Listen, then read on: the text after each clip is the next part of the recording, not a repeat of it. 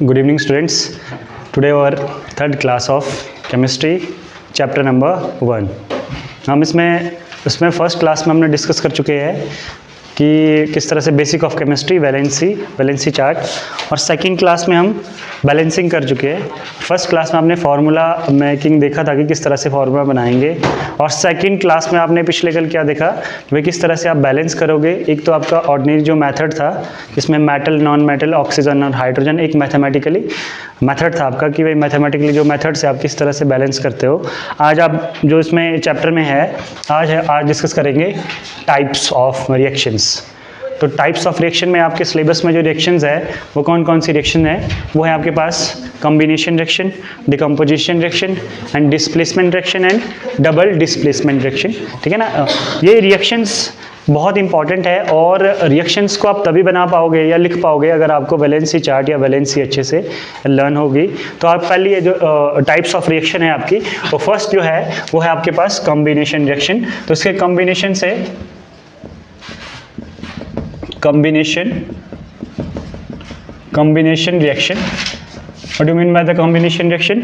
Two or more reactant combine together to give a one single product. ठीक है, या एक रिएक्टेंट या दो रिएक्टेंट या तीन रिएक्टेंट भी आपस में कंबाइन करेंगे तो इस तरह से लिखेंगे 1A + B + C it will give product. कुछ भी प्रोडक्ट हो सकता है बेटा. दो या दो से ज़्यादा रिएक्टेंट कंबाइन करेगा और क्या देगा, एक सिंगल प्रोडक्ट देगा. उसको क्या बोलते हैं आप, कॉम्बिनेशन रिएक्शन. क्या बोला जाएगा, कॉम्बिनेशन रिएक्शन. देखो आपने क्या डिस्कस किया है, कैल्शियम ऑक्साइड एक रिएक्शन ले लेते हैं. Calcium oxide solid plus water क्या देगी आपको, ये कैल्शियम हाइड्रोक्साइड प्लस हीट. क्या देगी, कैल्शियम हाइड्रोक्साइड प्लस हीट. अच्छा मुझे एक बात बताओ ज़रा कि भाई ये क्या हुआ, दो रिएक्टेंट ने आपस में मिलके क्या बना दिया, दो रिएक्टेंट आपने क्या बना दिया, इसने सिंगल प्रोडक्ट बना दिया. अच्छा आपके पास यहाँ क्वेश्चन में किस तरह से ये एक्वस है, आपको इतना पता होगा कि भाई ये कैल्शियम ऑक्साइड, इसका नाम क्या है, इसका जो कॉमन जो नेम है वो जो आप क्या लिखते हो, उसका नेम क्विक लाइम. क्या लिखते हो, क्विक लाइम. और जो ये कैल्शियम हाइड्रोक्साइड है इसका नाम क्या है, स्लेक्ट लाइम. Select line. तो आपके पास हमेशा एग्जामिनेशन में हमेशा ऑब्जर्वेशन आती है. जब भी ये रिएक्शन होगा तो क्या ऑब्जर्व होगा, ऑब्जर्वेशन बताओ सर क्या होगा. जब ये रिएक्शन होगा तो क्या होगा, आपको हीट प्रोड्यूस होगी यहाँ पे.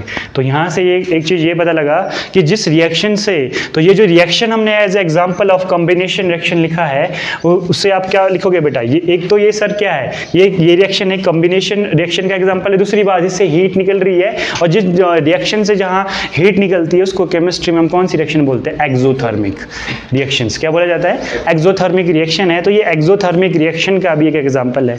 ठीक है ना, एक्सोथर्मिक. और एक क्विक लाइम, इसको क्या बोलते हैं हिंदी में, एक वर्ड बोलते हैं इसको, ये क्विक लाइम वही क्विक लाइम है जो आपको आपके जो है वो शॉप्स में जो आपको चूना अवेलेबल होता है ना, वो ये क्विक लाइम है. उसको आप ले जाके पानी में मिक्स करते हो तो क्या बनता है आपका, वाइट कलर का एक कंपाउंड बनता है जिसको हम क्या बोलते हैं, कैल्शियम हाइड्रोक्साइड. वाइट कलर चूना लगाना, ठीक है, चूना मिलाना. ठीक है, स्लेक्ट लाइम वो वाइट कलर का है, जिस तरह से आप वाइट वॉशिंग करते हो ना, यूज़ करते हैं तो वाइट वॉशिंग का. ठीक है, तो उसको कॉम्बिनेशन रिएक्शंस बोलेंगे. तो कॉम्बिनेशन रिएक्शन में आप सेकंड रिएक्शन लिख सकते हो. सेकंड रिएक्शन में आप क्या तो हमेशा ऑब्जर्वेशन आपसे पूछी जाती है कि ऑब्जर्वेशन बताओ हुआ क्या यहाँ पे. तो हीट प्रोड्यूस हुई सर यहाँ पे, और ये क्विक लाइम है, ये स्लेक्ट लाइम है. H2 + O2, H2 + O2 ये क्या देगा, H2O, water liquid. H2 + O2 it will give H2O. The next is C + O2. ये आपके पास NCERT में ये रिएक्शन लिखी है, C solid plus oxygen gas it will converted into CO2 gas. मतलब कार्बन जब जलेगा ऑक्सीजन की प्रेजेंस में तो क्या देगा आपको, वो ऑक्सीजन देगा और साथ में क्या प्रोड्यूस होगी यहाँ पे, हीट. क्या होगी, हीट. तो कार्बन आपका कहाँ रहता है, कार्बन आपका लकड़ी में कार्बन है, फॉसिल फ्यूल जितने भी है उसमें कार्बन है, पेट्रोल है, डीजल है। तो कार्बन जब भी ऑक्सीजन की प्रेजेंस में बर्न करेगा तो क्या देगा, CO2, और साथ में क्या दे रहा है, हीट। अगर यहाँ से सर हीट इवॉल्व हो रही है, हीट इवॉल्व मतलब हीट निकल रही है, तो ये कौन सी रिएक्शन में कंसीडर होगी, ये एक्सोथर्मिक। किस में कंसीडर होगी, ये एक्सोथर्मिक रिएक्शन। अच्छा, मैंने आप लोगों को शायद इस रिएक्शन में सबसे पहले एक चीज़ बताई नहीं थी, रिएक्शन होने से पहले या रिएक्शन के होने से पहले उसकी फिजिबिलिटी चेक की जाती है।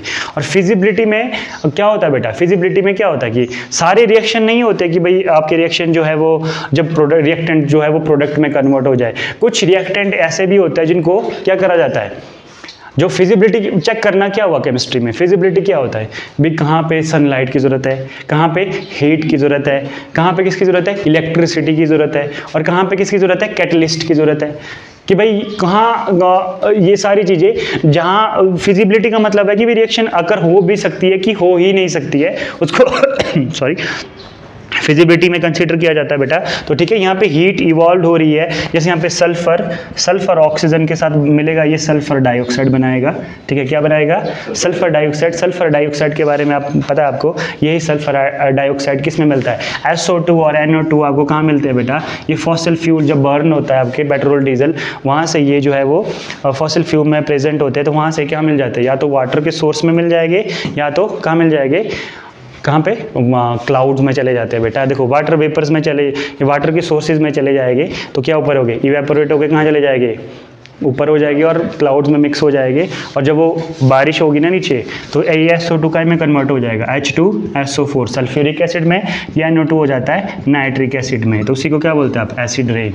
क्या बोलते हैं उसको, एसिड रेन। तो this is a first type of reaction, combination reaction. कौन सी है, कॉम्बिनेशन रिएक्शन, जिसमें आपने दो या दो से ज़्यादा प्रोडक्ट आपके पास रिएक्टेंट आपस में रिएक्ट करके एक सिंगल प्रोडक्ट बना रहा था, वो थी आपकी कॉम्बिनेशन रिएक्शन। ओके, तो ऑब्जर्वेशन में आपको केमिस्ट्री में एक ही चीज़ पूछी जाती है, जब रिएक्शन राइट की जाती है तो उसका ऑब्जर्वेशन बताओ। ठीक है, तो ऑब्जर्वेशन है कहाँ हीट इवॉल्व हो रही है, ठीक है, कहाँ किस तरह का कलर चेंज हो रहा है। Next is decomposition reaction.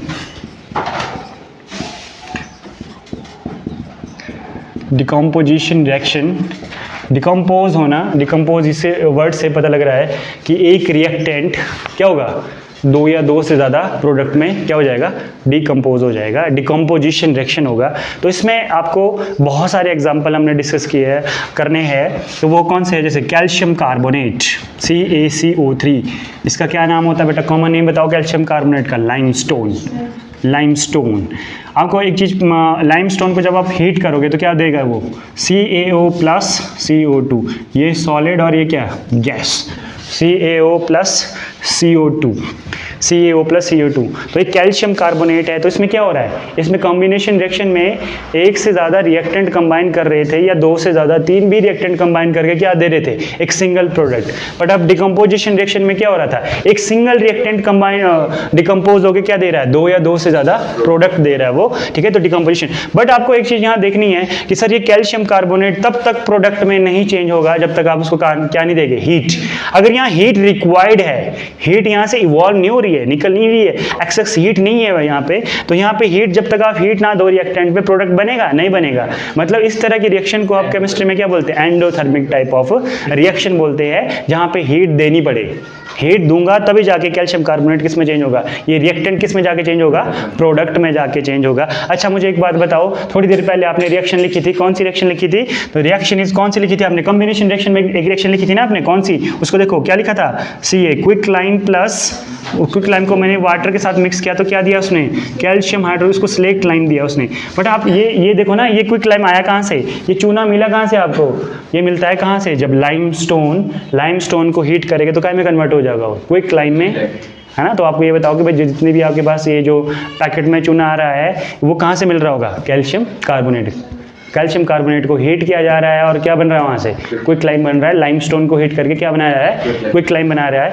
अच्छा, नेक्स्ट रिएक्शन है, आपको मैंने इसमें बताया हुआ है बेटा कि भाई जैसे अब नेक्स्ट रिएक्शन में आप रिएक्शन ले लो, ये सिल्वर क्लोराइड, ये सिल्वर क्लोराइड है। सिल्वर क्लोराइड है बेटा, ठीक है ना।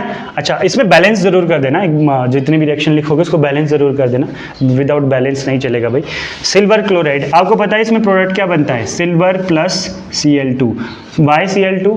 Because chlorine is a gas, और क्लोरीन गैस है तो किस में एग्जिस्ट करेगी वो, क्लोरीन अगर गैस है तो किस में एग्जिस्ट करती है वो, किस में एग्जिस्ट करती है, क्लोरीन अगर गैस है तो किस में एग्जिस्ट करेगी वो, हमेशा डायटोमिक में। तो वो हमेशा ही जब भी एक सिंगल क्लोरीन भी होगा ना, वो किसी आस पड़ोस के क्लोरीन एटम के साथ रिएक्ट करके क्या बनाएगा, Cl2, क्योंकि वो क्या एग्जिस्ट ही करती है डायटोमिक में। तो बताओ मुझे इसको बैलेंस करेंगे तो कैसे बैलेंस करूंगा, तो यहाँ भी 2 लिखा जाएगा, क्योंकि Cl के यहाँ पे 2 है, नॉन मेटल है तो 2 है, तो यहाँ लिख दो। अगर 2 आप मल्टीप्लाई कर दो वो सिल्वर में भी मल्टीप्लाई हो जाएगी, बट आपको पता ही रिएक्शन होती है सनलाइट की प्रेजेंस में, तो HMu लिख रहा हूँ या सनलाइट लिख दो। सनलाइट जब तक नहीं होगी तब तक ये रिएक्शन फिजिबल होगी ही नहीं, ये रिएक्शन ही नहीं हो पाएगा। अच्छा मुझे एक बात बताओ, इसमें सिल्वर क्लोराइड का कलर किस कलर का होता है और बाद में किस कलर में चेंज हो जाता है, यहाँ पे इसका कलर किस कलर का होता है बेटा, सिल्वर कलर का, और बाद में किस कलर का हो जाता है, सिल्वर ग्रे।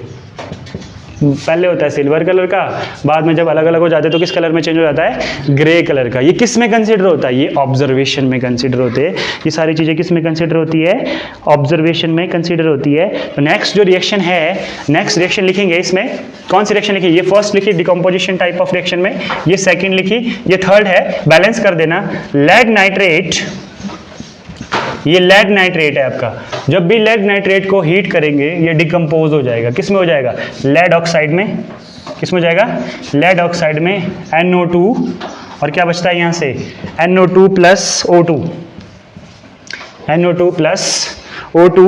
तो ये है आपका ये आपका सॉलिड है, ये तो आपके पास ये भी गैस है और ये भी गैस है, और ये क्या है बेटा, ये भी आपका एक्वस फॉर्म में है, ये है एक्वस, किस फॉर्म में है, एक्वस फॉर्म में है। तो आपको क्या पता लगा कि वैसा लेड ऑक्साइड है, लेड ऑक्साइड को जब आप हीट करेंगे तब किस में कन्वर्ट हो जाएगा, लेड ऑक्साइड में, NO2 में और O2 में। तब तक ये रिएक्शन नहीं होगी जब तक आप इसको क्या ना दोगे, हीट नहीं दोगे।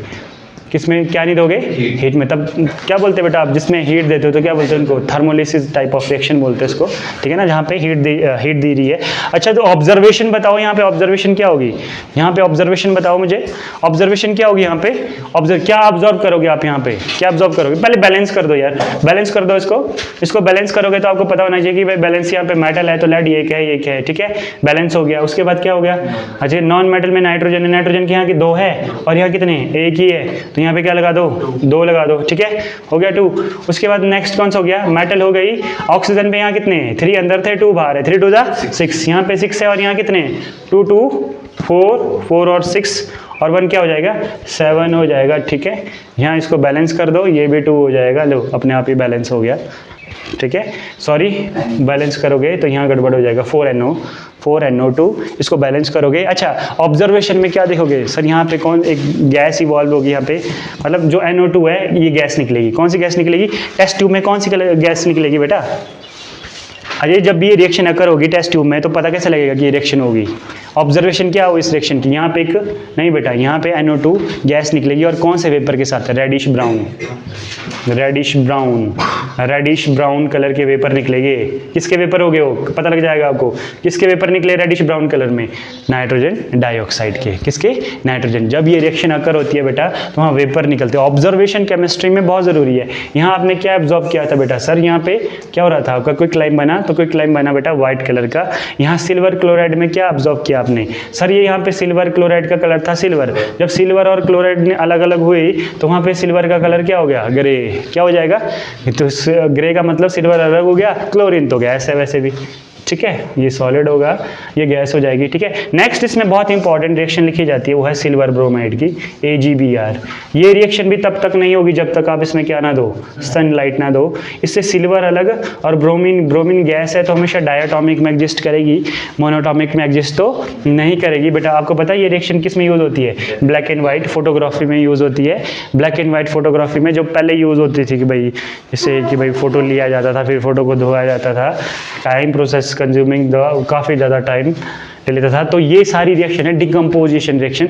डिकम्पोजिशन में क्या होता है कि वन रिएक्टेंट डिकम्पोज इनटू 2 और मोर प्रोडक्ट। आपके पास NCERT में बुक में बहुत सारे एग्जांपल इसके लिखे हैं, ये कुछ मैंने एग्जांपल यहाँ पे लिख दिए, ठीक है ना। Decomposition decomposition reaction types of reaction in which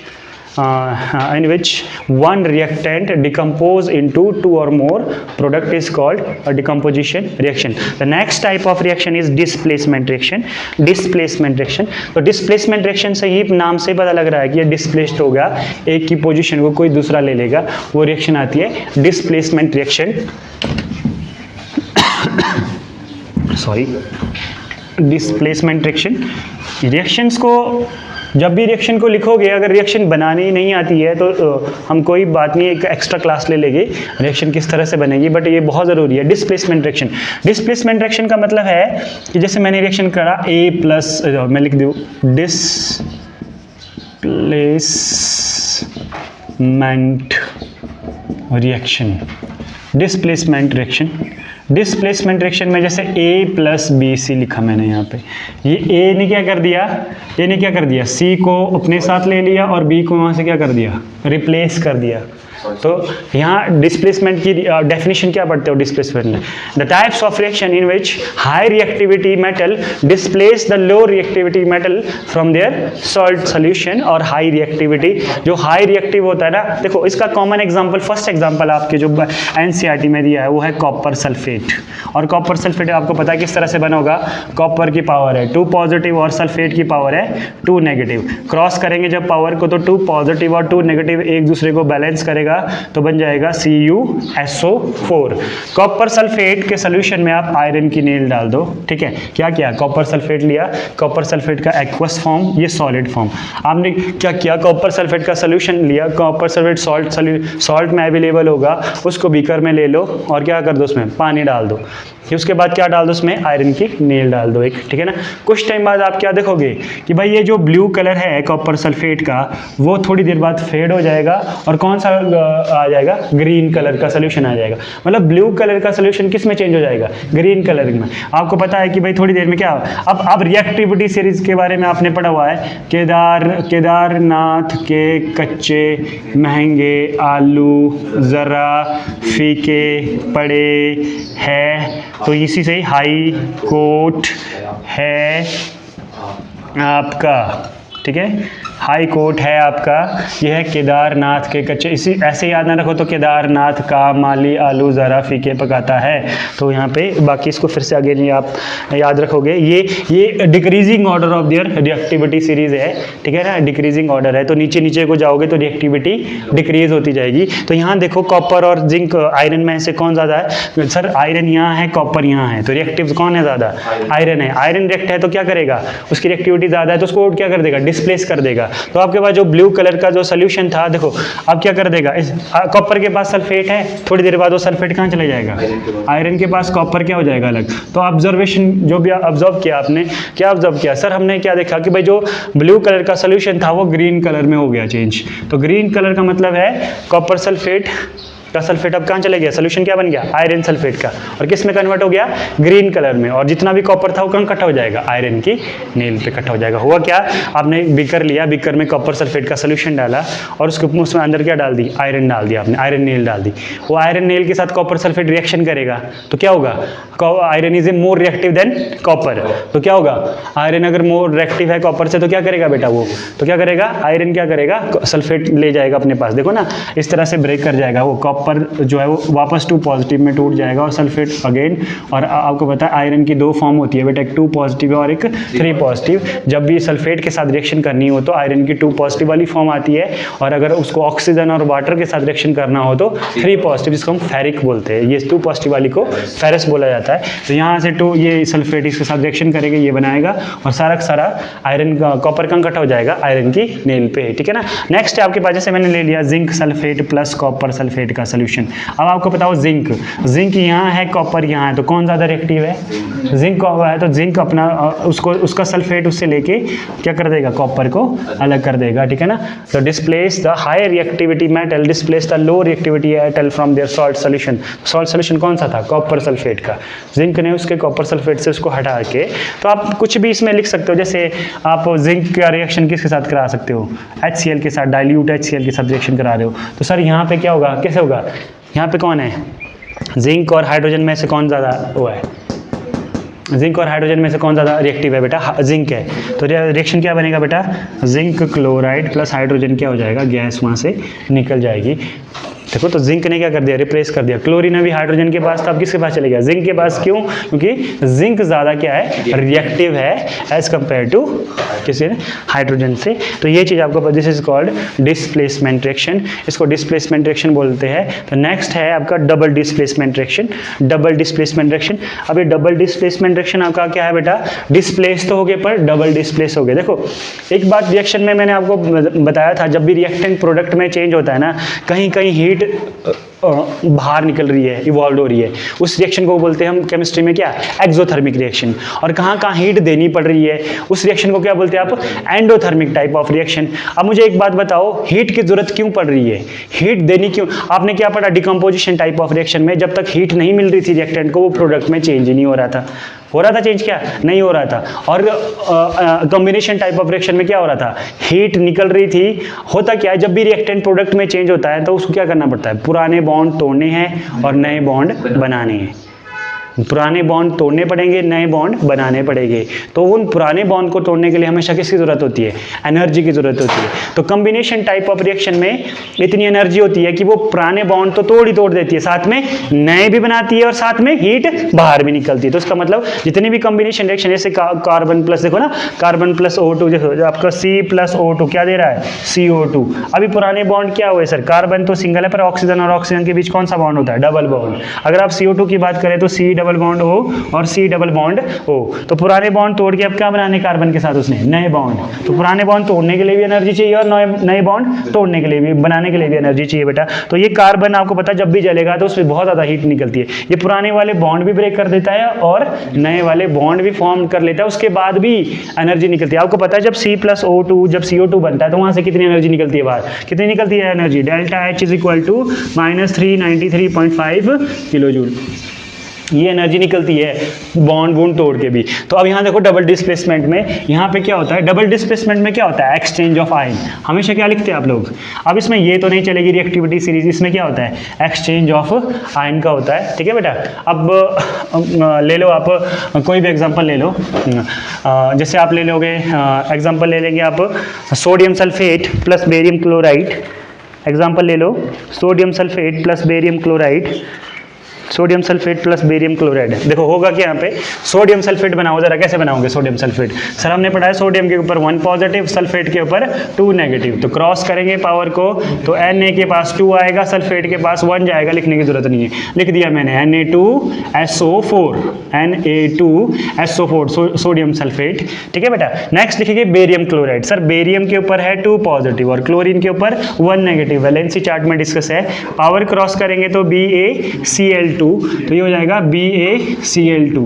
अब मुझे बताओ ये दोनों रिएक्टेंट आपस में कंबाइन करेंगे तो क्या होगा? देखो जब भी रिएक्टेंट कंबाइन होगा तो क्या बनाएगा? प्रोडक्ट। और हमने अभी भी डिस्कस किया जब भी प्रोडक्ट बनेगा तो old bonds are broken and new bonds are formed. अब ये पुराने बॉन्ड टूटेंगे तो देखो जब भी ये पुराने बॉन्ड ब्रेक करेंगे, एक बात का ध्यान रखे, जो वैलेंसी क्रॉस करके आई होती है ना, जब वो बॉन्ड ब्रेक करेगा वो वैलेंसी कहाँ जाएगी? वापस। एक बात याद रखना, जैसे अभी वैलेंसी देखो यहाँ पे सल्फेट की वैलेंसी किसके पास आई थी? सोडियम के पास। अब जब ये बॉन्ड ही ब्रेक कर जाएगा सोडियम और सल्फेट का, तो सल्फेट अपनी वैलेंसी लेके वापस जाएगा। देखो बोले बॉन्ड ब्रेक क्यों किया? क्योंकि अब इनको रिएक्शन करना आपस में। आपने एक ही टेस्ट ट्यूब में सोडियम सल्फेट डाल दिया और उसके साथ क्या डाल दिया? बेरियम क्लोराइड भी उसी टेस्ट ट्यूब में डाल दिया, तो क्या होगा? दोनों के बीच का रिएक्शन होगा। तो रिएक्शन में क्या होगा? ओल्ड बॉन्ड टूटेंगे और नए बॉन्ड। मतलब अब सोडियम अभी तक किसके साथ था? सल्फेट के साथ। अब किसके साथ नहीं रहेगा? सल्फेट के साथ नहीं रहेगा, किसके साथ आ जाएगा? क्लोरीन के साथ आएगा। मतलब जब भी रिएक्शंस होती है तो क्या होगा? देखो बेटा सोडियम ब्रेक करेगा तो अपनी पावर लेके जाएगा, अपनी वैलेंसी, और सल्फेट ने जो 2 सोडियम को दे देगा वो वापस। यहाँ भी देखो बेरियम का 2 पॉजिटिव वापस और क्लोरीन का 1 नेगेटिव वापस। अब यहाँ देखो क्या होगा? यहाँ सोडियम किसके साथ बॉन्ड बना के था? सल्फेट के साथ। अब इसका पॉजिटिव इसके नेगेटिव के साथ आएगा, तो पॉजिटिव था सोडियम और यहाँ क्या है? नेगेटिव में कौन है? Cl, तो क्या प्रोडक्ट बनेगा NaCl इज योर सॉल्ट। ठीक है बेटा, अब यहाँ देखो, यहाँ है सल्फेट क्या नेगेटिव, और दूसरी वाले में पॉजिटिव कौन है बेरियम। तो मुझे बात बताओ क्या बनेगा, बेरियम 2 पॉजिटिव और सल्फेट 2 नेगेटिव, 2 पॉजिटिव और 2 नेगेटिव बैलेंस हो जाएंगे तो कोई भी पावर इधर उधर नहीं जाएगी, तो बनेगा बेरियम सल्फेट। इसका आइडेंटिफिकेशन क्या होती है, ऑब्जर्वेशन क्या होगी बेटा, क्या बनेंगे व्हाइट कलर के प्रेसिपिटेट नीचे बैठ जाते हैं टेस्ट ट्यूब में। तो इस तरह की रिएक्शन को देखो यहाँ पे दो तरह से डिफाइन करते हो आप इसको, डेफिनेशन को, डिस्प्लेसमेंट, डबल डिस्प्लेसमेंट को। क्या है यहाँ पे सर, एक्सचेंज ऑफ आयंस है, is called double displacement reaction. और साथ में यहाँ पे आपके प्रेसिपिटेट भी बन रहे हैं। तो एक किसका एग्जांपल हुआ है, एक तो एग्जांपल हुआ है किसका एग्जांपल हुआ है कि डबल डिस्प्लेसमेंट का, दूसरा किसका हुआ प्रेसिपिटेशन रिएक्शन का, जिसमें प्रेसिपिटेशन फॉर्म आपको अलग से क्वेश्चन आता है, what do you mean by the precipitation reaction. तो प्रेसिपिटेशन रिएक्शंस क्या होती है, तो प्रेसिपिटेशन रिएक्शन जिसमें प्रेसिपिटेट बनते हैं। नेक्स्ट आप रिएक्शन लिख लो। तो आपको इस तरह से ये वैलेंसी चार्ट का होना बहुत जरूरी है कि भाई किस तरह से इसको हम करेंगे। तो ये इतना याद रखना बेटा, ये भी एक्वस, ये भी एक्वस, तो उसके बाद ये भी बनेगा आपके पास एक्वस की फॉर्म में बनेगा आई थिंक। ठीक है, एक्वस होती कौन सी है, सॉलिड प्लस लिक्विड करेंगे तो कौन सी फॉर्म बनेगी एक्वस।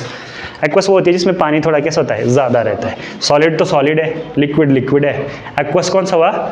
ठीक है ना, नेक्स्ट है ये हुई आपके पास, ये वाली रिएक्शन कर दो जरा, ये आपका, इसको मैं आई थिंक ये डबल डिस्प्लेसमेंट रिएक्शन है, डबल डिस्प्लेसमेंट रिएक्शन है, ये टाइप ऑफ रिएक्शन है। केमिस्ट्री में कुछ नहीं है, केमिस्ट्री में सब रिएक्शन ही रिएक्शन मिलेगी, और जिसको रिएक्शन आ गई बनानी उसके लिए, इसको सबसे पहले वैलेंसी चार्ट, अभी तो बेसिक की क्लास लगी थी कि वैलेंसी चार्ट का होना बहुत ज़रूरी है। अगर वैलेंसी चार्ट आपको नहीं आता तो आपको ये समझो कि भाई बहुत ज़्यादा प्रॉब्लम फेस करनी पड़ेगी। तो ये है आपके पास सिल्वर नाइट्रेट। अब सिल्वर नाइट्रेट का पता होना चाहिए बेटा कि भाई सिल्वर नाइट्रेट कैसे बना, सिल्वर 1 पॉजिटिव और नाइट्रेट NO3 1 नेगेटिव, 1 पॉजिटिव और 1 नेगेटिव बैलेंस हो जाएगी तो क्रॉस पावर करेगी नहीं कोई। सिल्वर नाइट्रेट जो है वो एक्वस की फॉर्म में है। नेक्स्ट है आपके पास सोडियम क्लोराइड NaCl, ये है आपके पास रिएक्टेंट में। तो आपको जरा प्रोडक्ट बनाओ, मजे से बना लोगे।